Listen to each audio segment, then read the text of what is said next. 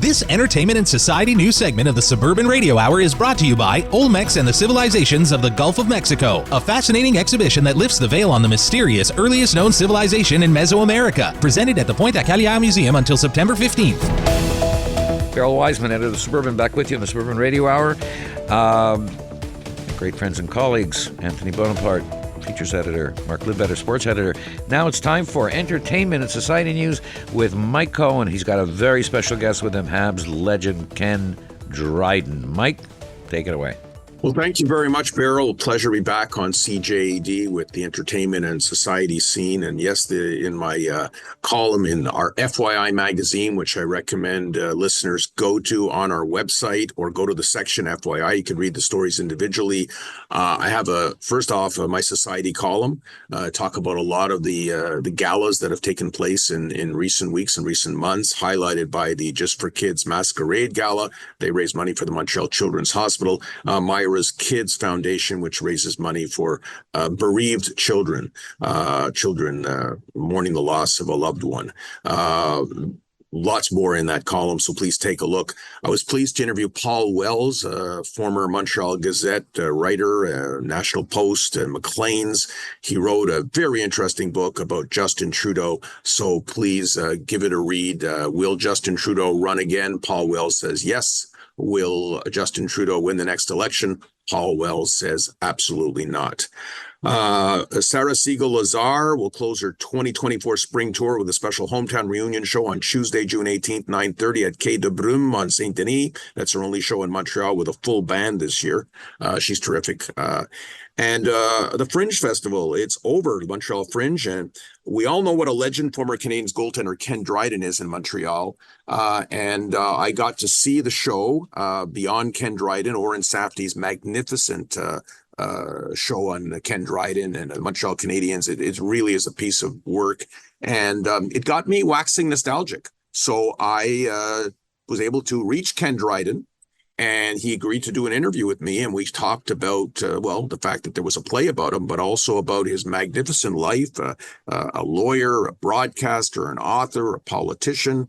And Beryl, he did say to say hi to Beryl, as they all do. So here we go. Here is my interview with Ken Dryden. Why am I talking to you now? Why am I doing a story being in the Suburban? Because there's Ken Dryden nostalgia in Montreal. They just wrapped up the Montreal Fringe Festival, and Oren Safdie did Beyond Ken Dryden, a play basically focused on his fascination with the Montreal Canadiens and idolizing you, Ken Dryden. And actor Max Katz was just fantastic. It's a great show. How do you feel 45 years after you retired with a play on Ken Dryden? There were people in the audience wearing Ken Dryden sweaters, people in their 60s and 70s. How does that make you feel? Different, odd, and really good. I mean, it's a surprise. I mean, when I got, I guess, an email from Oren that he was doing this, it was like, oh my heavens, what, how does one feel? And I'm glad I only know about it. I would have a very hard time being there and watching it. I would be squirming, I'm sure, through the whole night. I don't think you would, actually, because it's not all about Ken. It's really all about the Canadiens. But I think you'd be touched, and hopefully it'll come to Toronto at some point, and you'll be able to see it. You've had such a fascinating life. Lawyer, professional hockey player, author, broadcaster, politician. Is there one of them that sticks out as the one you like the best? I don't like to think that way, and I mean, I guess what I always think and answer to questions like that is that, and I think basically anybody, no matter what what any of us has done, what we hope is the next thing that we do will be even more interesting, even more exciting. And it may well not be, and probably won't be. But that doesn't mean that that's not what we hope. I have been really, really lucky in terms of having the chance to do all kinds of interesting things, and almost all of them an entire surprise. I never imagined I was going to be in the NHL. Never as a kid. I fantasized being there when I was a kid, but I never imagined it would result in me being in the NHL, nor in any of the other things. I hated, writing in high school. I mean, I did as little of it as I possibly could. I could never get down on a page what was in my head. I could never come close to getting that down. So I never would be able to. Well, then, you do it, you work at it, and you get close at least to that happening, and all the other things as well. So, no, I mean, all of these things are surprises, and they are terrific surprises. They're testing, they're challenging, they sometimes work, they sometimes don't, but they're absorbing.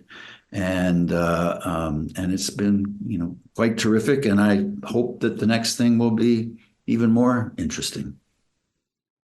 Amazing. And listeners can go to the suburban.com, our on-air section, and you could watch my complete interview with Ken Dryden. Ken, thank you very much for joining us on our CJD program. Thanks a lot. Thank you. Great having Ken Dryden. Thanks, Mike. That was superb.